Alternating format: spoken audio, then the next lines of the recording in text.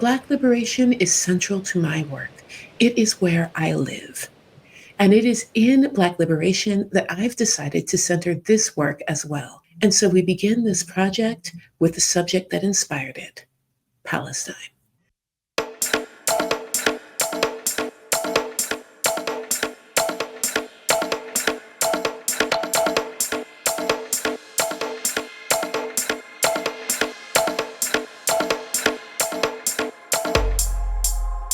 The truth is, no one of us can be free until everybody is free.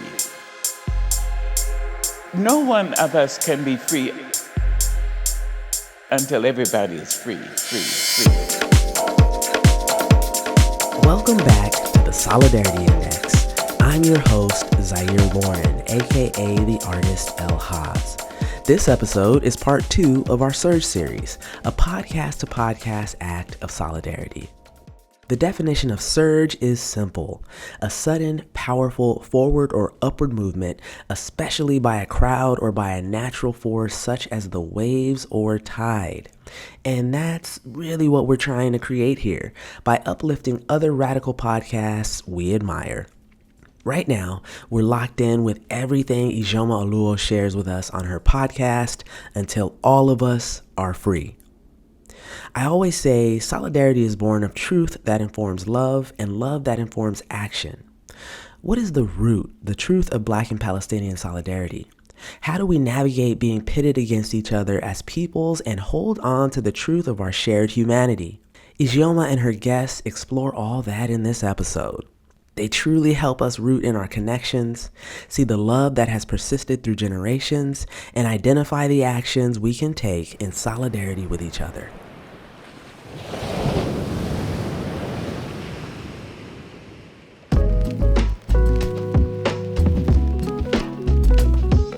Welcome to Until All of Us Are Free, a year-long multimedia education project dedicated to Black liberation as collective liberation. I'm Ijeoma Oluo, your host and creator of this project. Each month, we look at different social-political issues in the U.S. and around the world and talk about how these issues impact Black America and how a collective liberation approach to these issues can free us all. Along with this podcast, there are articles and essays, videos, and a lot of other resources available, including extensive episode notes for topics discussed here that you may want to learn more about. So be sure to check out untilwearefree.com for everything we have made available. We're starting with Palestine because for me, this whole series starts with Palestine. I have been aware of and supportive of the Palestinian struggle for liberation for many years. For me, this issue is personal, professional, and political. I have Palestinian friends and family. I am a scholar of American politics and history, and I am a writer and movement worker dedicated to abolition and liberation. And I'm a Black woman living in the United States. All of this not only makes me empathetic to Palestinians and to the Palestinian cause, it also makes clear to me how important Palestinian liberation is to Black liberation. For over a year now, we've watched a live-streamed genocide in Palestine as Israeli forces have used U.S. bombs and money to massacre the Palestinian people and destroy Palestinian land. For many Black people who know what it feels like to be oppressed, dehumanized, and targeted for violence by the U.S. government, there is a natural affinity to the Palestinian cause. And for the better part of a year, many Black Americans have stood with Palestinians. But some of that has shifted in the most recent U.S. presidential election. Pre-existing tensions around anti-Blackness were exploited, as well as tensions around anti-Arab sentiment. Black trauma was exploited. Black people were made to feel like Palestinian liberation was a threat to Black safety. And while many in our community have continued to stand with Palestine, it has been alarming to see how many Black Americans were so easily pulled away from the Palestinian cause, even to the point of hostility against it. As I looked over the past year for lessons learned, I saw that yes, empathy is important in political solidarity. But the moment we feel threatened, empathy with others can go out the window. It's hard to be empathetic in a state of emergency, and even harder to be strategic. I was alarmed not only because of the immense ethical and moral failure of not being able to prioritize stopping genocide, but because the continued oppression and genocide of the Palestinian people actually makes Black Americans more unsafe in tangible, measurable ways. This underlined an important lesson for me. Many of us engaged in Black liberation work don't really understand collective liberation, and many of us who do haven't prioritized it or made a strong case for it in our work. Now, it's not just Black people who struggle with collective liberation. Divide and conquer is such a powerful tactic because so few of us, of any race or ethnicity, have built strong foundations of collective liberation into our liberation work. But Black liberation is central to my work. It is where I live.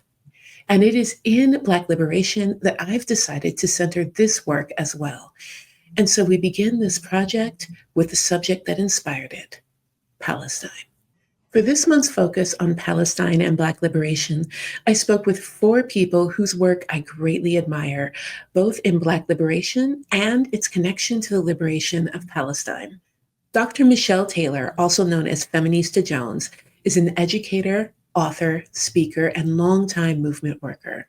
Her work on race, gender, and Black sexuality has informed and inspired many, myself included. I'm always trying to understand, especially when it comes to a colonized people and oppressed people who are living in an occupied state, right?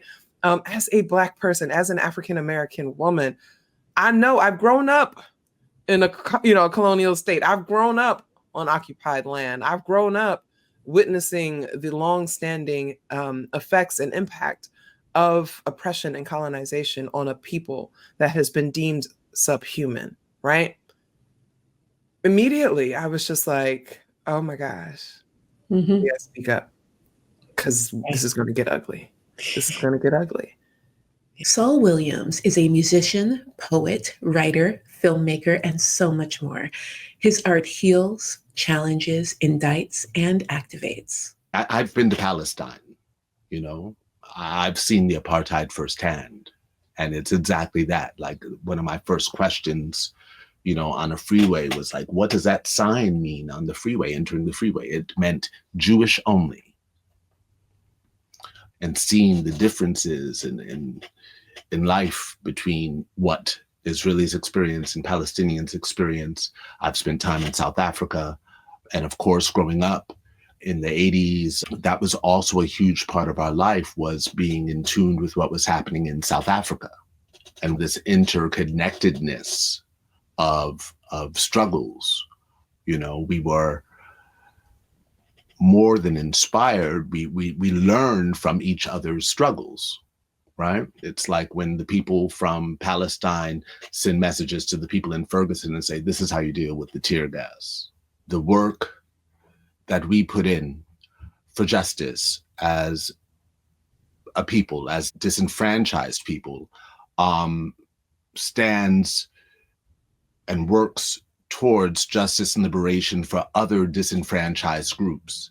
And having an awareness of that allows one to connect dots and come to a greater understanding of many things, right? I mean, in the simplest terms, I'd say we are not free until all of us are free. Angelica Ross is an actor, activist, businesswoman, and computer programmer. She is known for her roles in shows like Pose and American Horror Story, and also for her activism for trans rights and racial equity. What really shifted my gaze hugely was when Patrisse Cullors wrote When They Call You a Terrorist. When I understood again how, as Black folks in this country, we are seen as a threat and as violent, even in our despair. And then to hear Netanyahu say they're all children of darkness it just took me back to being raised in this racist Wisconsin, and them all telling us that we all steal. When I went to Woolworths, the white lady telling me at the store, "You all steal, get out of my store," Right. and just being judged in this group. And so it just all of a sudden became very clear to me. And then when I started to be educated by Palestinians and hearing their story, hearing about the Nakba, it brought new meaning to, I don't negotiate with terrorists. Right. Because I now know who the terrorist is. Gabriel Teodros is a rapper, producer, writer, and movement worker. For over 2 decades, he has used hip hop to connect people in the struggle for liberation. And I'm proud to call him my spouse. When I think of Palestine, I think of people that I love based here and their families in Palestine. I think about a people who, through our entire lives, have had to live and find ways to exist behind a wall, under an apartheid state. I think of all the stories of people that I know who, to go down the street, to walk, to get to work, didn't know if they were going to make it because they had to pass through like 10 checkpoints. And, I think of indigenous people. I think of the indigenous struggle here in North America and how it mirrors a lot of what Palestinian people have had to go through for the last 76 years. I think of apartheid in South Africa and how there's echoes of that all through Palestine today. I think about how our siblings, our people in Palestine, are some of the people that we are the most allied with naturally as Black people here in the United States, because the US and Israel are absolutely a two-headed monster. It's a two-headed beast. A few months ago, I was in a long conversation with a friend of mine when she made a confession to me. She is an educator, a worker in Black liberation, and I love her and her work. She said to me, "Ijeoma, I hate to admit it, but I don't really know much about what's happening in Palestine." She told me that she had tried to talk about what was happening and what she was learning, but was chastised and told to keep her mouth shut. And so she did. But in our conversation, she got up the courage to ask me. Her confession didn't shock me. Most of us grew up in and were educated in systems with a vested interest in making sure that we don't understand what's happening in Palestine. So if you are in the same boat as my friend, I'm going to provide a very, very brief history on Palestine. But I strongly encourage that you check out the resources I've put together at untilwearefree.com to get a much more complete history. All right, here we go. Palestine is a land that has been home to many peoples, including Muslim, Jewish, and Christian peoples, for millennia. In the late 1800s, the Zionist movement began in Europe with the aim of creating a Jewish homeland in the Middle East. Soon after, European Jews began moving to Palestine, first in small numbers and increasing over the years. After World War I, Palestine came under British rule. In 1917, Britain decided to support a Jewish state in Palestine with the Balfour Declaration. And it's important to note that this declaration was also based in very anti-Semitic and anti-Arab sentiment. The author of the declaration, author Balfour, was a racist and anti-Semite. Some supporters of the creation of Israel believed in anti-Semitic tropes that Jewish people controlled the world, and giving them this land would help them accomplish their political goals in World War I. Others believed that European Jews could not be assimilated into British society. As tensions rose between Jewish settlers and the Palestinians who already lived in Palestine, Britain decided to give up its oversight of the Zionist project to the UN. In 1947, the UN split Palestine into 2 states, Israel and Palestine. And it's important to know that this was done without the consent of the Palestinians who already lived there. Israel declared independence shortly after and immediately began violently forcing Palestinians off their land. This violent displacement of over 750,000 Palestinians is known as al-Nakba, or the catastrophe. Over the following decades, Israel would use the Palestinian and Arab resistance to the theft of this land to grab even more land and take more control over the daily lives of the Palestinians who remained. This eventually led to Israel occupying the vast majority of Palestinian land and pushing Palestinians into two very small territories, the West Bank and Gaza. Still not satisfied, the Israeli state has continued to illegally settle in what little land Palestinians have left and have used resistance to these settlements to control, oppress, and imprison Palestinians. Israel controls all of Palestinian daily life. They control Palestinian infrastructure, water, travel, food, and more. All Palestinian resistance, even peaceful protest, has been met with violence. And every year, thousands of Palestinians have been killed, injured, or imprisoned for standing up to Israeli violence. Control over Palestinian life has been especially violent in Gaza, known by many for years as the world's largest open-air prison.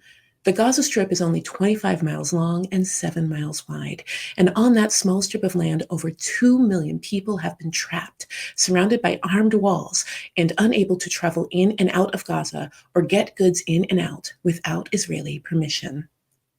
On October 7th, 2023, Hamas fighters launched Operation Al-Aqsa Flood, breaking through the walls imprisoning Gaza. According to Israeli sources, 1,139 civilians and Israeli military personnel were killed in the operation's attacks, and about 240 people were taken hostage. In response, Israel declared war on Hamas and used that declaration of war to begin a genocidal campaign of violence against the Palestinian people. The vast majority of Gaza has been flattened this past year. Death tolls released at the time of this recording are at over 45,000 Palestinians killed and rising every day. But it is widely understood that there are likely hundreds of thousands of Palestinian bodies under the rubble made by Israeli bombs, most of them women and children.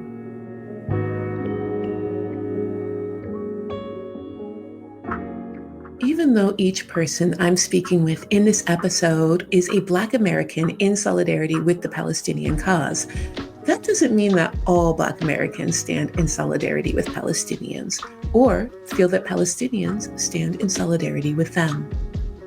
Black Americans are not a monolith. Some have long felt connected to Palestinian struggle, while others have not. Further, Palestinians are not exempt from anti-Blackness. Nobody is, even while we acknowledge that some Palestinians are Black themselves. And Black people aren't exempt from anti-Arab and anti-Palestinian sentiment. These tensions were exploited and even artificially enhanced by oppressive forces during the 2024 U.S. presidential election to not only separate Black Americans and Palestinians, but to pit them against each other. Fear over a possible Trump presidency was exploited, with Black people being told not only that a Trump presidency threatened their rights and even their lives, but also that the fight against the genocide of Palestinians and the fight to hold the Biden-Harris administration accountable for their active support of this genocide was a threat to a Harris win and therefore a threat to Black Americans. It was not the Biden-Harris administration's enthusiastic support of genocide that was painted as a threat to Harris's victory, but instead, it was the anti-genocide movement itself that was deemed a threat. And because of that, because of the threat that a Harris loss and Trump win represented to many Black Americans, Palestinian Americans and those who supported the Palestinian cause were viewed by some as anti-Black for being unable to support a candidate actively funding a genocide of their friends and family members. These viewpoints, when voiced on social media platforms like TikTok, went viral, and angry and disappointed reactions to these viewpoints from Palestinian Americans also went viral, further increasing tensions. It is no coincidence that even if these social media posts did not represent the majority of opinions of Black Americans or Palestinian Americans, that they would go viral. There is a vested interest in making it seem like we are farther apart than we are. White supremacist capitalist systems have long been able to use divide and conquer tactics to ensure that oppressed groups can't come together to fight systems in power. I think of the role that racialized capitalism has played in, I keep reflecting on Dr. Ruth Wilson Gilmore's definition of racism. Her definition of racism is group differentiated vulnerability to premature death.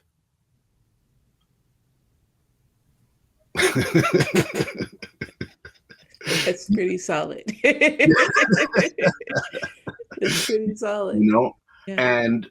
But that group differentiation is what capitalism plays with. That's what it needs. It pits those groups against each other. At a time when so many of us of marginalized identities are being targeted by powerful systems, it is more important than ever that we come together. What Trump, for example, plans to do to the trans community, what he intends to do to immigrants, what he intends to do, to workers with tariffs and all of this stuff should eventually lead us all to understanding that we are in this fight together. And that's exactly what they don't want us to understand. And that's important that we understand that. Just like we need to understand that all the shit we've seen from Gaza, Palestine, Lebanon, we were not meant to see. Right. We have to be clear on that. We were not supposed to see. We are not supposed to see the stuff that we are seeing, the images that we are seeing, the images that people are risking their lives. Over 190 journalists have been killed so far, right? We're not supposed to see it. That's why they're having congressional hearings on banning TikTok, right? Of trying to control our algorithms on other, social platforms. Why? Because we were not supposed to and are not supposed to see this stuff. It doesn't help them with their narrative. I understand on a spiritual sense that we have been beaten down into a space where they did not want none of us responding to any of this. This was supposed to be too complicated. There's so much fighting on both sides with Palestine, all these different things. I'm not smart enough to give a response. It makes you, it makes me so emotional because it fucks with your intelligence, your baseline of intelligence, because you keep asking yourself, I must be missing something. Right. I must be missing something. We have been gaslit repeatedly about Palestine, just as we are gaslit about our own experience as Black Americans. We are told that the oppression we see isn't really oppression, that the violence we see isn't really violence, that the victims we see aren't really victims. We need to remember that these are human beings, right? The Palestinian people are human beings. Mm-hmm. And if we've so disconnected from our humanity that we can't recognize that, then what are we doing? What fight could we possibly have for Black lives here when we're unable to recognize the humanity of people who are being oppressed and exterminated right now? Mm-hmm. Who are we? And that's what I think about every day. Who would I be if I just turned my head away? If that was us, we'd be screaming, crying for help from anybody in the world who would listen. So how dare we take the stance of it's not my business and it's not my problem? You know what I mean? Like, do people know that the United States was condemned for like Jim Crow shit? Like in the international stage, they were just like, what are y'all doing? Like, how do you treat your people like this? Like, what's wrong with you? Like this is not anything that we should be carrying water for. Even with oppressive powers working to exploit divides between Black Americans and Palestinians, Black Americans have a strong history of solidarity with the Palestinian cause, going back decades.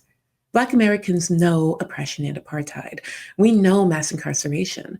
We know what it is like to be villainized by the rest of the world and to be blamed for violence against us.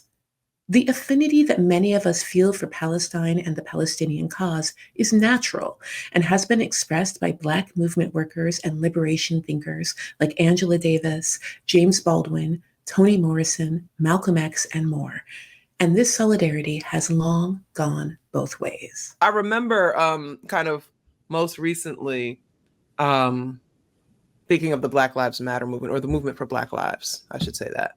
And there were folks that had gone to Palestine and were meeting with activists over there and building with activists over there. And they were showing so much love for us. And I remember when we did the National Moment of Silence, it reached those people in Palestine, right? And I was just like, wow, you know? And so there's always been that kind of reciprocal connection. And then I study Black activists, and I know that people like Angela Davis and others have always spoken out about this. I know that this idea that nobody should be colonized in these ways is something that our activists have always held close. Palestinians themselves have been very clear on what they see in our struggle, right? You look at Rafat and his relationship to Malcolm X, who he was in love with.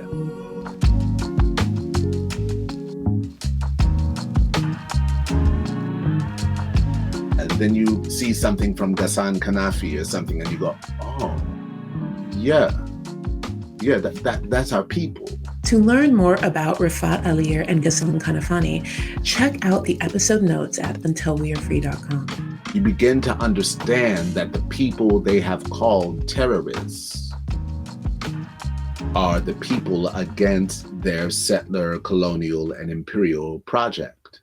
When I think of Palestine, I think about the U.S. prison system, actually. And I think about how the U.S. and Israel almost like tied together in being two of the biggest prison nations in the entire world.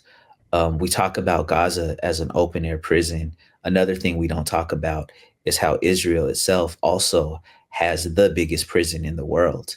You know, US obviously imprisons more people than anyone in the world, but Israel has the biggest prison. And aside from Palestinians, the people who are imprisoned the most are Black. And I know that when I think of Palestine, I think about their freedom, and I think about how their freedom is tied up with ours. We can't get free until Palestine is free. It's astonishing to me the amount of money that gets poured into Israel every year. And an Israeli citizen, what is it? They have free schooling, free healthcare, is it? Like the amount of benefits that an Israeli citizen gets off of US money, basically, could house all of our homeless people, could end the student debt here. Like American lives, all American, not just Black folks, but like all American lives could be better if those funds were reallocated. You know what I mean? Why is the US so invested in Israel? Why do billions of our tax dollars, dollars that could do so much to help Americans in need, go to support Israel's violent occupation of Palestine? Because the US support of Israel is an important part of the US global imperialist project. Having a nuclear power in the middle of a resource-rich region that is beholden to the US and must protect the US's interests in the region for its survival keeps the rest of the region more in line with US interests and helps secure US access to resources. As Joe Biden infamously first said in 1986 and has repeated since, if there were not an Israel, we'd have to create one. When we talk about Palestine and when we focus so much energy on freeing Palestine from the United States, it's not because we picked a random place on the planet that's going through oppression and genocide. It's because their oppression is completely funded by the United States, the country where we live and we pay taxes and we struggle for our freedom. Like right now, the US and Israel are the two only countries in the world that voted against freeing Cuba from the blockade. You know what I mean? Like the US and Israel are tied up together on the wrong side of almost everything that's happening in the world right now, you know? US support of Israel doesn't just help it achieve its imperialist goals abroad. It also helps the US oppress and exploit Black people here in the United States. For many years now, the United States and Israel have exchanged technology, tactics, and training on how to control Black, Native, and Palestinian populations, as well as immigrant populations and refugee populations, Muslim populations, and basically anyone that Israel or the United States powers view as a domestic threat or inconvenience. When we talk about police brutality here in the United States, a lot of times we're talking about police forces who are trained by the IDF, the Israeli military forces, essentially.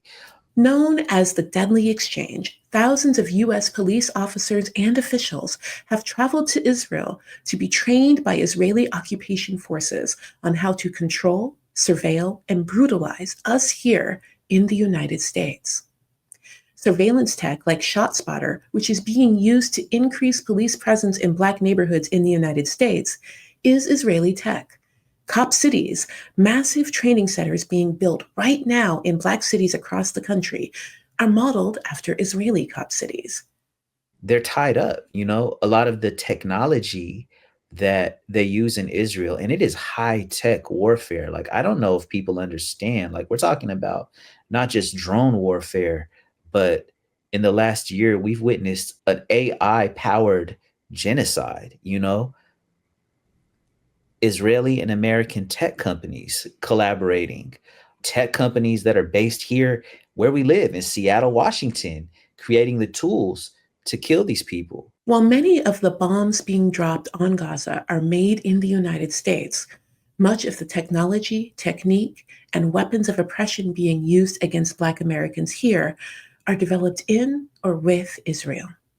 When you understand the role of US imperialism, when you understand that essentially occupied Palestine is the US's military base, right? And a huge part of their military presence in that region for the sake of resources, right? Then it becomes fairly easy, first of all, to understand it as part of the settler colonial, history and in its connection to the US. The branding of terrorism, right? That word, and who it is used for. The first time it is ever used in any official US document is in the branding of the Palestinians I think it's in the 60s, but it's the first time that word is ever used in any official US document. The first mention of terrorism in a U.S. federal statute, according to the Center for Constitutional Rights, was used in 1969 in a statute regarding the restriction of humanitarian aid to Palestinians. It's an intentional branding, as intentional as calling indigenous people here savages, right? As intentional as calling those who experience chattel slavery animals. It's an intentional branding. The language that they were using to talk about Palestinian people, I was like, how are you acted? I had heard somebody say there are no children there, and I was like, what do you mean there are no children there?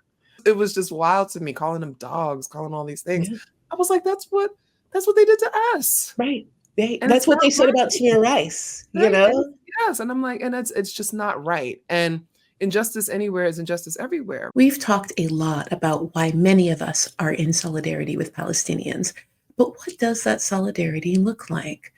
One of the most important things we've had to do, and one of the most difficult things we've had to do, is bear witness to and bring awareness to the horrific atrocities brought upon the Palestinian people by Israeli forces. These are atrocities that the Israeli and US governments don't want people to see. Many Palestinians are risking their lives and often giving their lives to document them. At the time of this recording, over 150 journalists have been killed by Israeli forces, many directly targeted for their work in documenting this genocide. Black American solidarity with Palestine isn't just about empathy or morality. It isn't just about doing what's right for Palestinians. The truth is, we can't win our battles for liberation alone, and Black liberation will never be achieved as long as Palestinians are oppressed and vice versa. Because the oppression of Black Americans is strengthened by the oppression of Palestinians, and the oppression of Palestinians is strengthened by the oppression of Black Americans. While it is vital that we stand together against oppression, there is always a risk to resistance, and there will always be some level of loss. Oppressive powers will always try to make the cost of fighting back too high. True, effective resistance will require us to turn away from comfort and privilege, to turn away from systems that seek to harm us or exploit our privilege to harm others. There is no guaranteed safety in resistance, and the closer we get to liberation, the harder oppressive forces will fight us. The reality of resistance is not one that everybody is ready for. Even though we are being violently discouraged from collective liberation by oppressive systems, we do have the seeds of liberation within us. That's also inherent to who we are culturally, right? And so I keep reminding people that this rugged individualism, it's a product of like this European patriarchal value system, right? That has not been the cultural traditions of African people for thousands of years, Asian people for thousands of years, indigenous native people for thousands of years. Community is how we have survived. It is all we know. When they come and they colonize us and get us to thinking that it's, oh, we're self-made and we're just individual. No, that is not who we are. And so for me, this reclamation of this idea of community is culturally important to me. It is important to me to kind of live and exist in that culture. This cultural memory is in my DNA. I recall it like it's here. We can't avoid this. And so I'm going to live in that. And anything other than that, I know is because of this indoctrination of these Eurocentric ways of being. We are not individuals. We cannot survive alone. We need each other.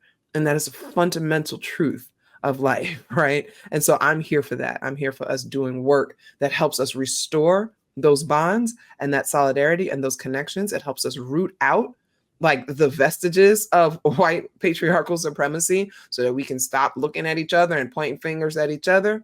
We have to be able to recognize that some people may be too far gone and we can do our best. Some people may not get there with us. As Brother King said, they might not get there with you.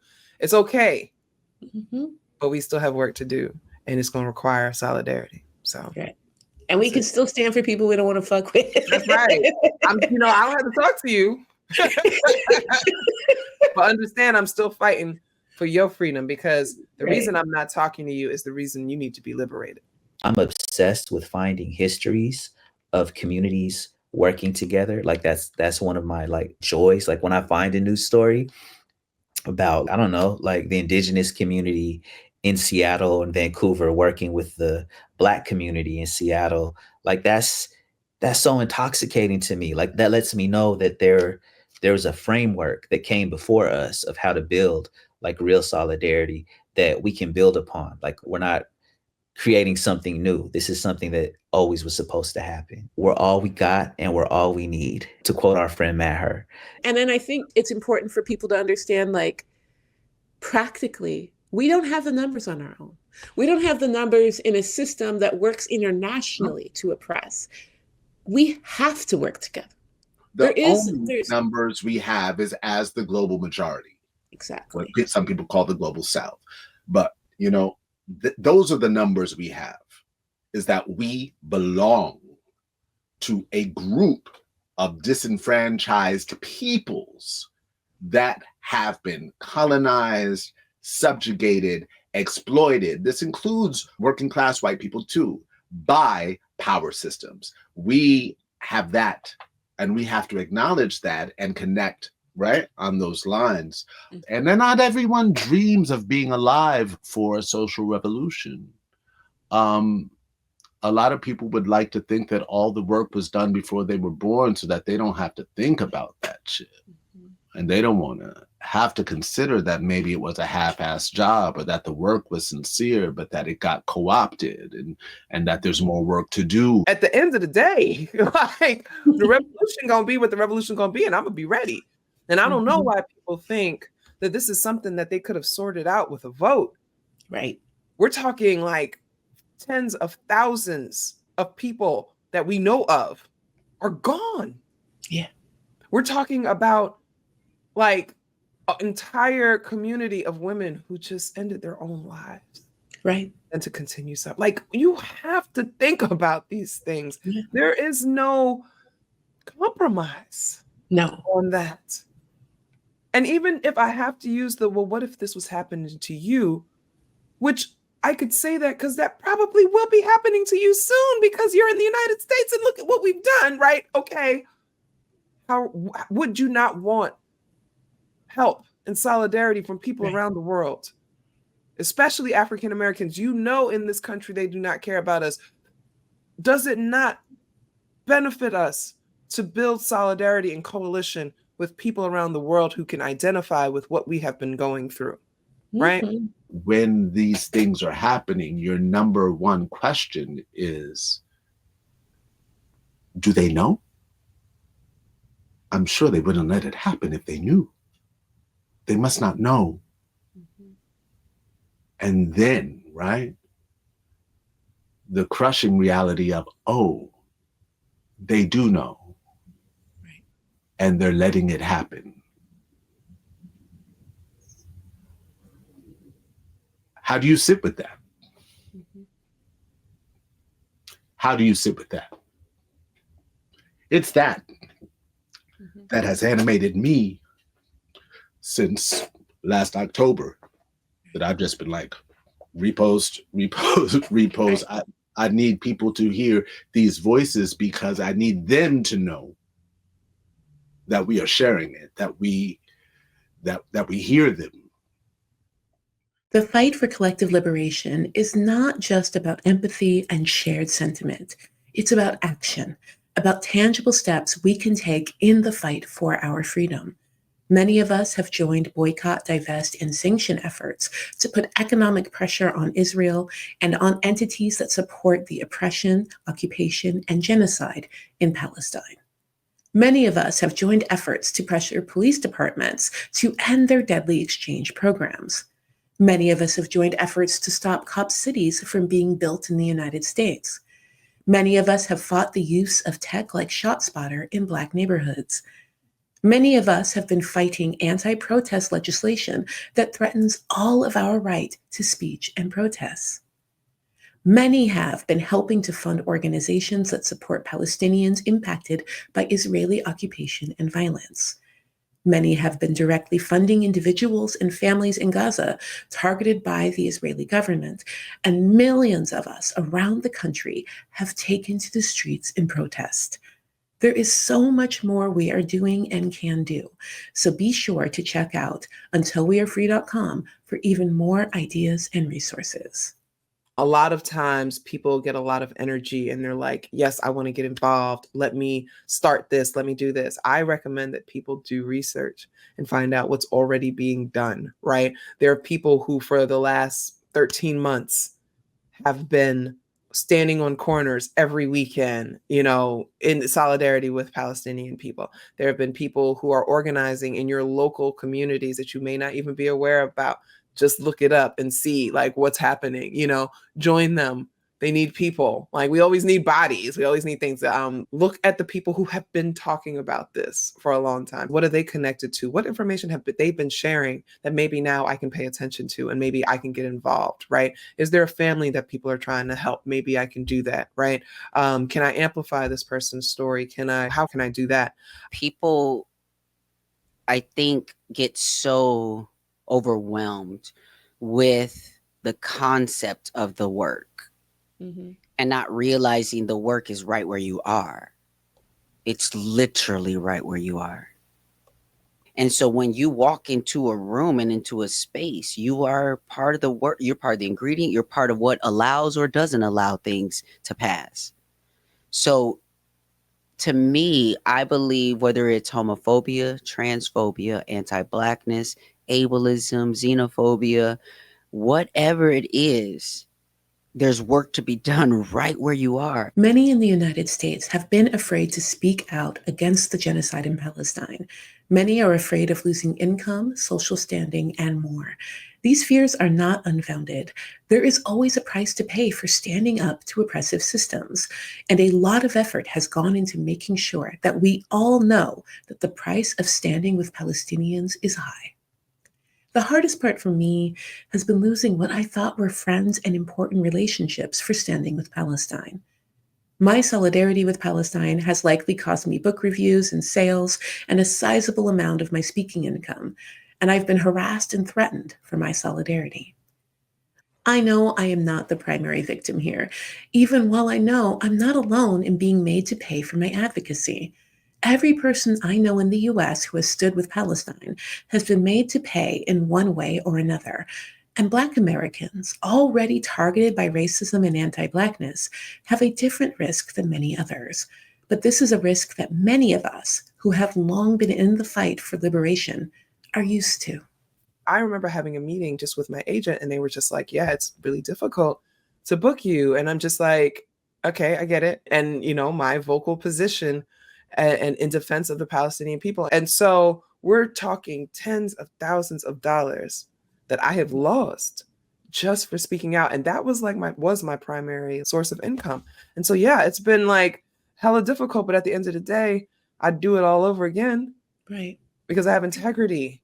And when I leave this realm, people will remember that I stood on business. Okay. Mm-hmm. And then I was not cosplaying activism. I'm not a grifter. I'm not any of those things. I really believe that we have to fight. And I'm willing to go down with that fight, And so it's been hard. It's been so hard, especially as a single mom, trying to just make it, But Mm-hmm. at the end of the day, I know I'm doing the right thing.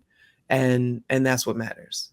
Not only did I find my privilege and jobs from Hollywood change as I was speaking up for Palestine, but my position within the LGBT community, I'm through pride. I can barely breathe. I'm so booked. But this past year, I was canceled from everything. I've been doing so many things alone just to keep my voice in the ring, because I still feel like you're not taking me out. This is what I risked everything for, was for my voice. So I'm going to use it to the best of my ability. And now, things are changing and swinging because of people seeing the consistency of my integrity and where I've stayed. But I've been willing to lose it all. And I think that people don't understand how much is to be gained because they're focused on the short-term losses. I always think about Grace Lee Boggs when she said that with every victory comes a new set of contradictions. So I think liberation is constant work. It is life work that you always have to be ready to pivot and ready to see new contradictions and ready to see like, okay, we worked on this one issue, but now there's this other group or these other issues that need to be addressed. So collective liberation to me, it means being consistently connected and always working towards the goal of liberation. A lot of people have a lot of excuses, and I think at the end of the day, it's because they don't want to do anything. Right. They don't want to leave the comforts of their lives. They don't want to have to put in any real work. Guess what? We're going to have to start doing some real work real soon. Okay? The longer we wait, the more work we got to do. The more work we got to do. And the fewer people we have, the harder it is. So the more people join in, the less work we have to do as individuals. But this work is more than just struggle. Collective liberation is not just about how we fight, but also about how we live. This work has brought me closer to my best self. It has brought connection and community, even as it stripped away false connection and false community. It has helped me live more freely every day. We focus a lot, like we know what we're fighting kind of against, but what are you fighting toward? What are you moving toward? Love. It's always been. I say that as cliche as it sounds, but it's just true. Even when I interrogate and I'll be like, nigga, get beyond it. Are you sure? Are you sure? And I'm like, yeah. I realize that it's a passion for wanting to see love emanate from the roughest places, wanting people to experience the greatness and the beauty of love in this lifetime, to understand what it is and to feel what it is, to be loved, to express it, to connect and I mean that, you know, interpersonally, personally, and also as a society, you know. And I love whatever moments we can steal, whatever moments we can find to commune with our innermost and greatest selves. And that brings me also back to Palestine, right? Because, you know, we may share a lot of the hardships, but they don't only share their hardships. Today, Bisan shared like food. She was like, oh my God, I haven't tasted this in so long. In the course of a famine, I got this today and it was free. Oh, it's delicious. They gave me menagish. It's my breakfast. It's fresh. It's hot. In the middle of the famine, having something you love for free. And even without planning for it. I'm so lucky. Alhamdulillah. They've been mindful to share the most beautiful moments in the midst of rubble, in the midst of hardship, you know? And we are no different, right? You know, on those plantations, we found time to you know, like on that one day off, that one afternoon off, to share in music, to share in singing, to share in food, to share in community. These things are beautiful. These things are beautiful. It's that's the generative force, you know? It's that love is that power, you know? That's what these motherfuckers are missing.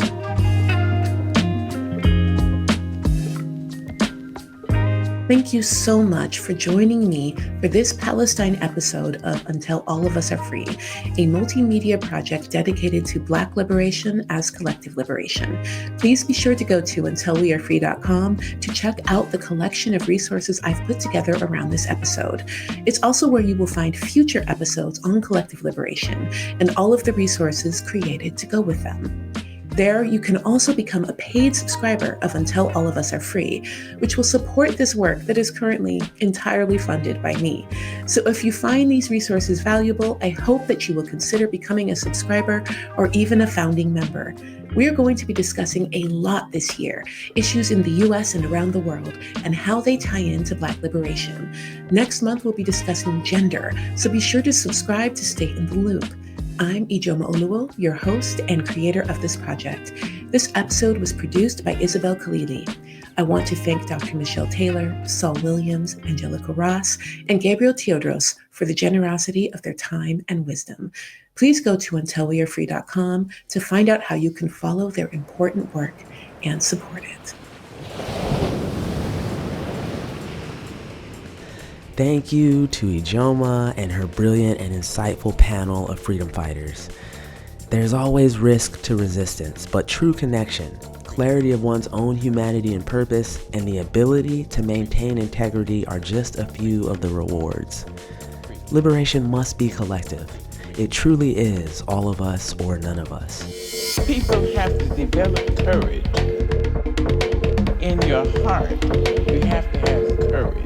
The Solidarity Index podcast is a production of State of Mind Media, created and produced by Jen Bell, Shalva Wise, Stina Hamlin, and yours truly, Zaire Lauren. Audio editing and production by Stina Hamlin. Audio mix by Raquel Saldivar and Matt Gundy. Logo and identity design by Marwan Kabor. Art direction, website, and additional design by Jen Bell. Our theme song, Until Everybody Is Free by Bella Cuts, is out everywhere you listen to music. All proceeds from streaming and downloads go to the Dr. Maya Angelou Foundation. All the music selections can be referenced in the show notes. I'm your host, Zaire Lauren, aka the artist L.Haz. We appreciate y'all for listening. Peace. The truth is, no one of us can be free until everybody is free. No one of us can be free until everybody is free.